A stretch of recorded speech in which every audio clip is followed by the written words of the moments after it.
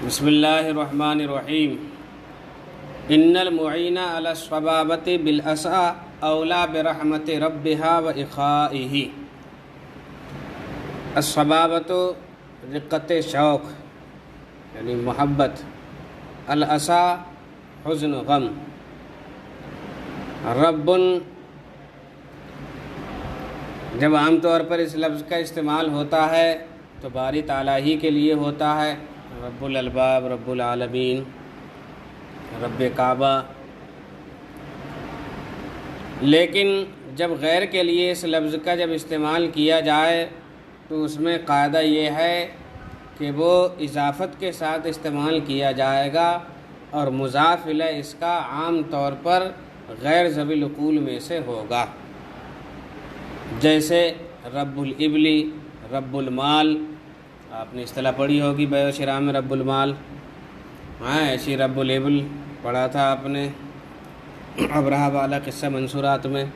تو یہ کیا غیر ذوی العقول کی طرف ہی مضاف ہو کر کے عام طور پر استعمال ہوا کرتا ہے۔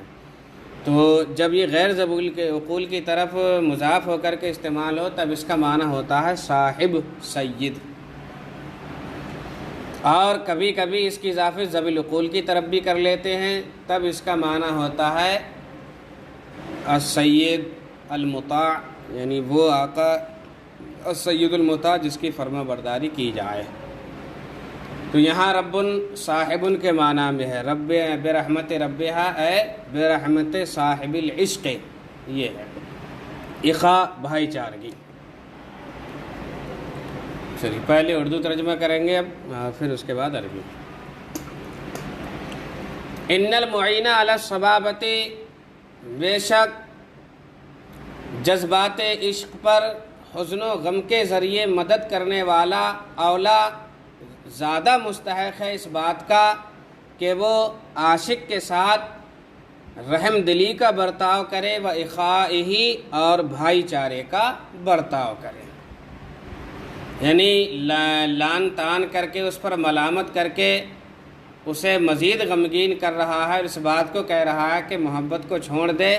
ایسا جو مدد کرنے والا ہے اس کے لیے زیادہ بہتر یہ ہے کہ وہ عاشق پر رحم دلی سے کام لے اور اس سے بھائی چارگی کا برتاؤ کرے، یہ زیادہ بہتر ہے۔ چلیے دیکھیے، ان الذی یعین العاشق بالحزن اجدر فی اعانتہ ان یرحم العاشق ویشفق علیہ ویؤاخیہ، مہلا فإن العدل من اسقامہ وترفقا فالسمع من اعضائہ۔ مہلا منصوب ہے مفعول مطلق ہونے کی وجہ سے، امہل فعل یہاں پر محذوف ہے، یہاں دع کے معنی میں استعمال ہوا، چھوڑ دینے، اترک کے معنی میں۔ اسقام سقم کی جمع ہے، بیماریاں۔ العزل مصدر ہے، ملامت۔ ترفقاً یہ بھی بربنائے مفعول مطلق منصوب ہے، ترفق فعل محذوف کا۔ السمع مطلق سننے کے معنی میں ہے، لیکن یہاں پر اذن، کان کا معنی مراد لیا ہے، اعضاء عضو کی جمع ہے۔ کہہ رہا مہلاً چھوڑ دے، یعنی ملامت کو، اے ملامت کرنے والے ملامت کو چھوڑ دے۔ فإن العدل من اسقامہ، کیونکہ ملامت عاشق کی بیماریوں میں سے ہے۔ وترفقاً، اور اس پر نرمی کر۔ فالسمع من اعضائہ، کیونکہ کان بھی عاشق کے اعضاء میں سے ایک عضو ہے۔ تو جب کان بھی عاشق کے اعضاء میں سے ایک عضو ہے تو کان محبوب کے متعلق لعنت اور ملامت کو سننا پسند نہ کرے گا، لہٰذا ملامت سے کام مت لے، ورنہ یہ عشق کی بیماری اور اس کا درد جو ہے وہ اور بڑھتا چلا جائے گا اور ناگواری بھی ہوگی۔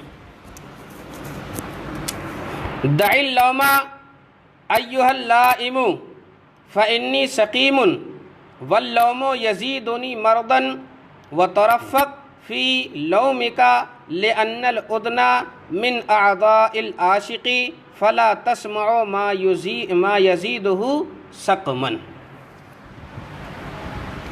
وہب الملامۃ فی اللذاذۃ کالکرا مطرودتن بسہادہ و بکائہ۔ حب فعل امر ہے، احسب کے معنی میں، فرض کرو مان لو کے معنی میں، اللذاذہ وہی لذت مزہ، کرا نعاس نیند اونگ کے معنی میں، مطرود باب ترادہ سے ہے، ترادہ یا تردو دھتکارنا دور پھینکنا، سہاد سحر یعنی راتوں کو جاگنا، کہتے ہیں فلان سہدہ اے لم یدق طعم النوم، بکا گریہ و زاری۔ وہب الملامتہ مان لو، فرض کر لو کہ ملامت لذت میں نیند کی طرح ہے، جس طرح سونے والا اپنی نیند سے لذت حاصل کرتا ہے، مان لو عشق کے مرحلے میں ملامت کا یہی مقام ہے کہ ملامت سے لذت ملتی ہے، لیکن مطرودتاً وہ دور کر دی گئی ہے بسہادہ عاشق کی شب بیداری و بکائہ اور اس کی گریہ و زاری سے، یعنی عاشق نے شب بیداری کر کے اور آہو گریہ کر کے یہ لذت جو ملنے والی ہے اس کو بالکل دور پھینک دیا ہے، اسے شب بیداری میں اور عشق کے فراق میں، معشوق کی جدائیگی میں رونا دھونا ہی اچھا لگتا ہے۔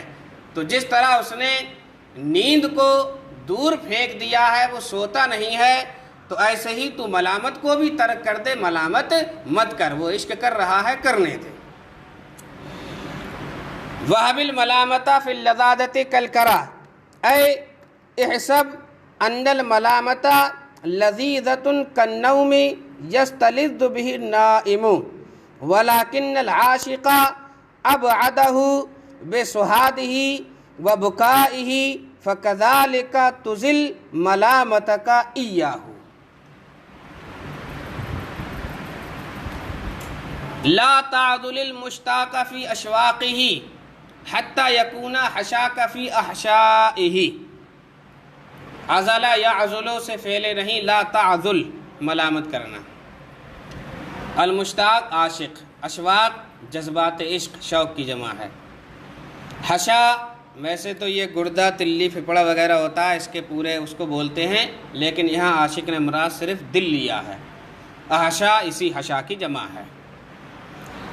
کہہ رہے ہیں لا تعذل المشتاق فی اشواقہ، عاشق کو اس کے جذبات عشق پر ملامت نہ کر، حتی یکون حشاک فی احشائہ، یہاں تک کہ تیرا دل بھی اسی کے دل میں سما جائے، یعنی جو اس کے دل کو عشق کا درد لگا ہے وہ کہیں تیرے دل کو بھی نہ لگ جائے ملامت کرتے کرتے، اس لیے عاشق کو اس کے جذبات عشق پر ملامت نہ کر۔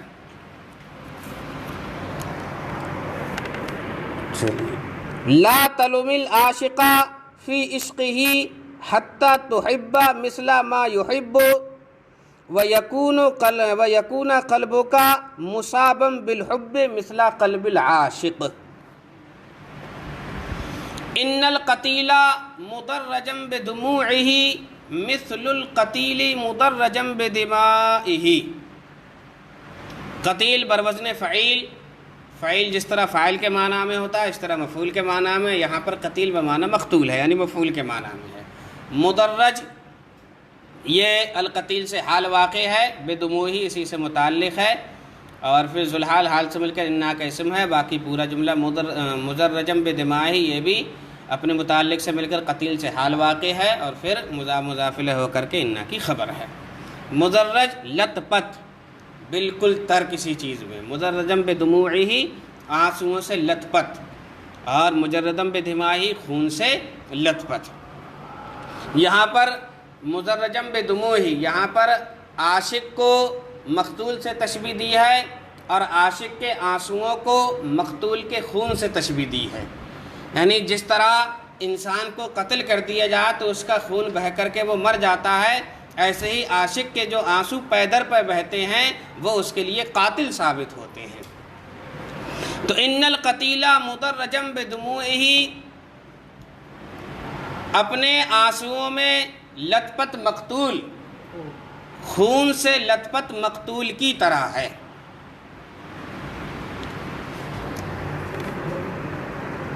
اے ان المقتول ملتخم بدموعہ کالمقتول ملتخم بدمائہ کأن دموع العاشق کدماء المقتول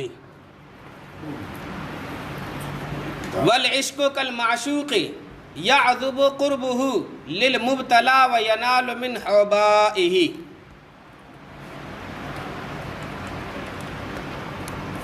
چلیے عذابہ یعذب کا معنی ہوتا اچھا لگنا، پسند آنا، میٹھا، شیریں. مبتلا آزمایا ہوا، یہاں پر عاشق کے معنی میں ہے. حوباء جمع حوبہ بات و معنی نفس، جان. کہہ رہے ہیں والعشق کالمعشوق، اور عشق معشوق کی طرح ہے. یعذب قربہ للمبتلا، کہ عاشق کے لیے اس کا قرب شیریں معلوم ہوتا ہے. جس طرح معشوق عاشق کے پہلو میں ہو تو اسے ایک طرح کا سکون اور اسے لذت جو محسوس ہوتی ہے، ایسے ہی معشوق اگرچہ دور ہو لیکن عشق کی لذت بھی معشوق کے قرب کی لذت سے کم نہیں ہے. وَيَنَالُ مِنْ حَوْبَائِهِ، یہ پڑھا تھا. وَيَنَالُ مِنْ حَوْبَائِهِ، یہ وا حالیہ ہے، مبتلا سے پورا ذوالحال حال ہے. یہ کہہ رہا ہے وَالْعِشْقُ كَالْمَعْشُوقِ، عشق معشوق کی طرح ہے جس کا قرب عاشق کے لیے شیریں ہوتا ہے اگرچہ وہ اس کی جان لے لیتا ہے. یعنی عشق میں جو جدائی ہوتی ہے اگرچہ وہ اس عاشق کی جان لے لیتی ہے لیکن پھر بھی اسے اس میں لذت ملتی ہے. یعنی ان العشق حلو کما یکون قرب المعشوق حلوا وان کان یہلک نفسہ ویتلفھا. ایک کتاب کاپی کرنی سے بس. لو قلت للدنف الحزین فدیتہ مما به لاغرتہ بفدائہ. الدنف المرض الملازم یعنی مسلسل بیماری. الحزین بمعنی محزون، یعنی یہ بھی حزین فعیل کے وزن پر ہے، مفعول کے معنی میں. فدا یفدی کا معنی فدا ہونا، قربان ہونا. لاغرتہ اے لبعثتہ، ابھارنا. بے فدائی، فدائی میں جو ہا ضمیر ہے یہ قائل کی طرف لوٹ رہی ہے. لو قلتا للدنف الحزین، اگر تو عاشق محزون سے کہے فدیتہ مما به، کہ جو درد عشق تجھے پہنچا ہے میں اس پر قربان. لأغرتہ بفدائہ، تو ضرور تو اسے اپنے قربان ہونے سے غیرت پر ابھار دے گا. یعنی اسے اس بات پر غیرت آ جائے گی، غیرت اس بات پر آ جائے گی کہ عاشق کبھی بھی مفارقت عشق کی جدائی کو برا نہیں سمجھتا ہے. ٹھیک ہے، ایسے ہی وہ اپنے معشوق کے معاملے میں غیر کی شرکت کو ناپسند کرتا ہے. تو اگر تو یہ کہے کہ میں تیرے اس درد عشق پر میں کیا ہے قربان ہوں، تو گویا کہ تو اس کے عشق میں شرکت کر رہا ہے جو عاشق کو کبھی پسند نہیں آتا ہے. تو یہ کام بھی کیا ہے نہیں چلے گا، اس لیے عاشق کو اسی کے حال پر چھوڑ دیا جائے. لو قلت للدنف الحزین، اگر تو عاشق محزون سے کہے فدیتہ مما به، کہ میں تیرے عشق پر قربان، لاغرتہ بفدائہ، تو اسے اپنے قربان ہونے سے غیرت پر ابھار دے گا. یعنی لو قلت للعاشق المحزون انما اصابک من الحزن وشدت الحب لیتہ کان بی لبعثتہ علی الغیرۃ لأن العاشق لا يحب المفارقۃ فی العشق ومشارکۃ الغیر فی المعشوق. وقی الامیر هوى العیون فإنہ ما لا یزول ببأسہ وسخائہ. امیر سے مراد یہاں پر یہی ہے سیف الدولہ. هوى العیون آنکھوں کی محبت، یعنی معشوق کی جو آنکھیں ہوتی ہیں ان میں جو عشق کے اسرار پوشیدہ ہوتے ہیں ان سے بچانے کی ایک دعا یہ جملہ وہ کہہ رہا ہے. باسن طاقت و قوت، سخا جود و سخاوت. وقیل امیر هوى العیون، امیر سیف الدولہ آنکھوں کی محبت سے محفوظ رہے.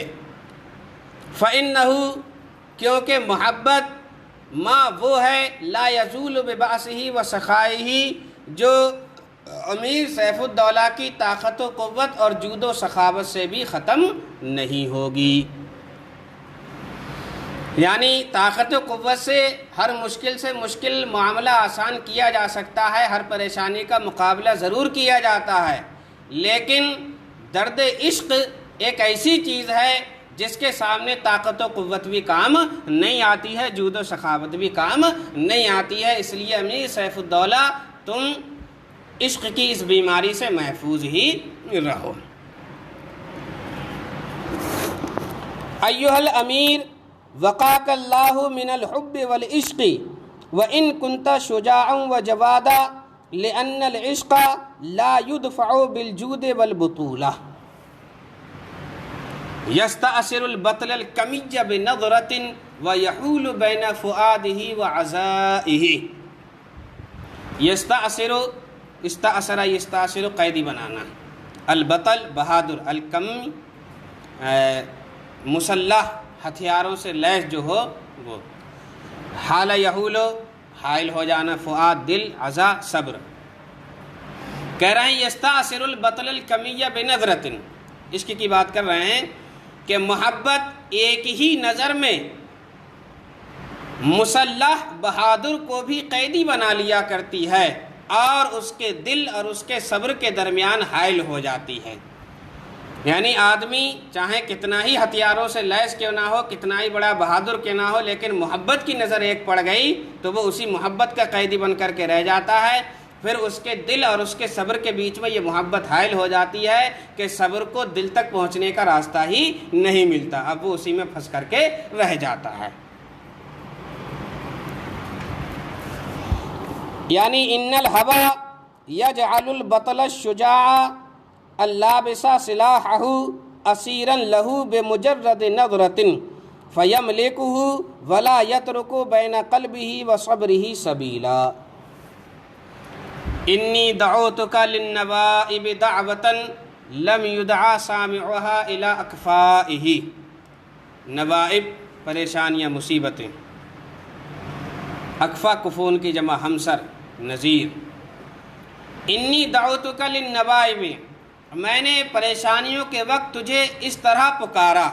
دعوتاً یہ پورا مفعول مطلق ہے دعوتوں کا، اور لم یدعا سامعها الی اکفائہ نائب فاعل و ظرف لفظ سے مل کر پورا جملہ دعوتاً کی صفت ہے، موصوف صفت سے مل کر کے دعوتوں کا مفعول مطلق ہے، کا مفعول بہ ہے، للنوائب ظرف لفظ ہے، پورا جملہ پھر انا کی خبر ہے۔ میں نے تجھے مصیبتوں میں اس طرح پکارا کہ ان مصیبتوں کا سننے والا اپنے ہم سروں، اپنے ہم مثلوں کے مقابلے کے لیے نہیں پکارا گیا۔ یہ بھی سیف الدولہ کی تعریف میں شعر ہے، یعنی میں نے تجھے مصیبتوں میں مصیبت کو دور کرنے کے لیے پکارا ہے، اور اس میں نے مقابلے کا تصور بھی نہیں کیا ہے کہ تو اور جو مصیبتیں مجھ پر آن پڑی ہیں یہ دونوں برابر ہیں، بلکہ تو ان مصیبتوں سے بھی کہیں طاقت و قوت والا ہے، اور یہ مصیبتیں تیرے سامنے ہیچ ہیں، تو تقابل کا کوئی تصور یہاں پر نہیں ہے۔ انی دعوتک للنوائب دعوۃ لم یدعا سامعها الی اکفائہ، اے انی دعوتک لدفع الشدائد والکوارث عنی ولست بہذہ الدعوۃ داعیا الی امثالک ونظرائک لانک اقوی منہا واشد بطشا منہا۔